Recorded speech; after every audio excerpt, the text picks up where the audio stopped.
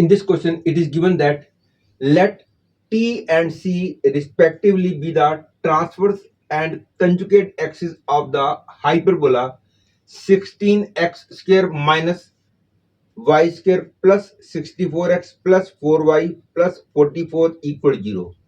Then the area of the region above the parabola x square equal y plus 4 and below the transverse axis T on the right of the conjugate axis C is. You have to find the correct choice. In this question, I am going to use the concept that suppose this is y axis, it is x axis, and this is some curve and this is some line.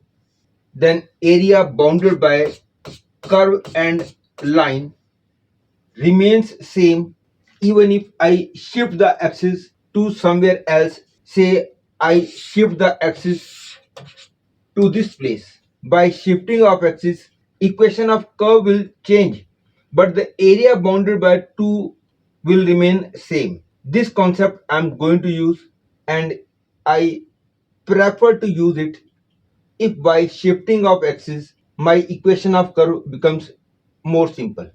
What I mean to say, when I will do the question, you will understand it more clearly.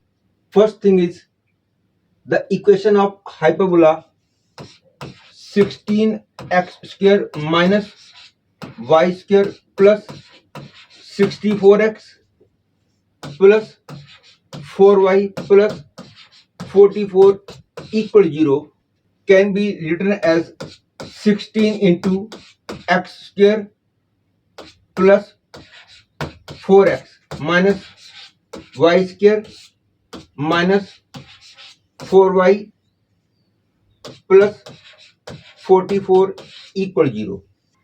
That is 16 into x plus 2 whole square minus 4 minus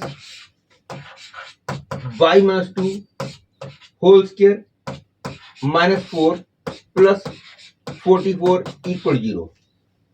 That is, I get 16 into x plus 2 whole square minus y minus 2 whole square equal to 64 minus 4 minus 44.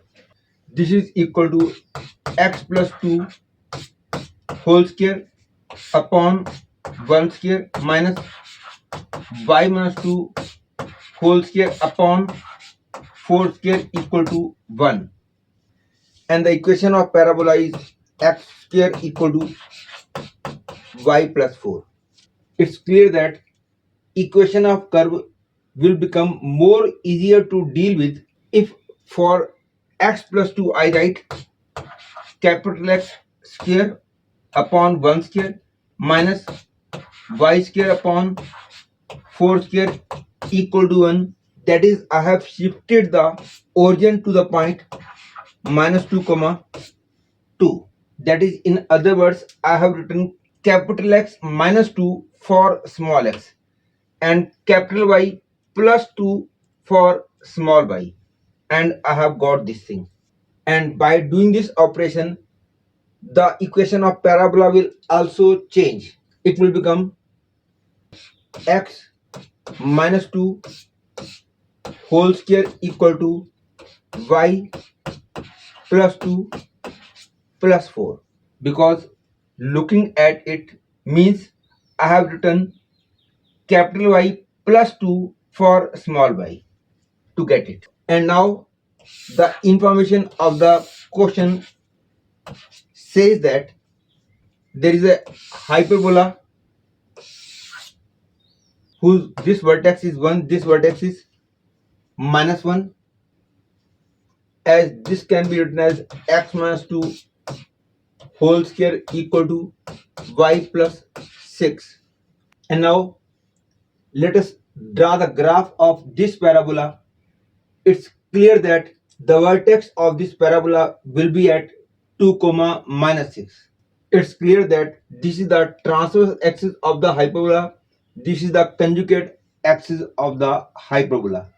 Vertex of this parabola, that is, it can be written as capital X minus 2 whole square equal to y minus 6. Clearly, the point 2 comma minus 6 will be somewhere in fourth quadrant. It makes no difference whether the point 2 minus 6 lies here or here. There is not any problem. Only this is the parabola, and next point to be checked is the parabola cuts conjugate axis above x-axis or below x-axis. For this, I put x equal 0. I get y equal to 4 minus 6, that is minus 2. That is actually this graph will cut y-axis below origin. Therefore, the figure will be near about of the type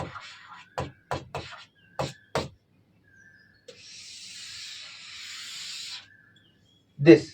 This point is minus 2, and as we have to find the area on right side of conjugate axis and below transverse axis, that is we have to find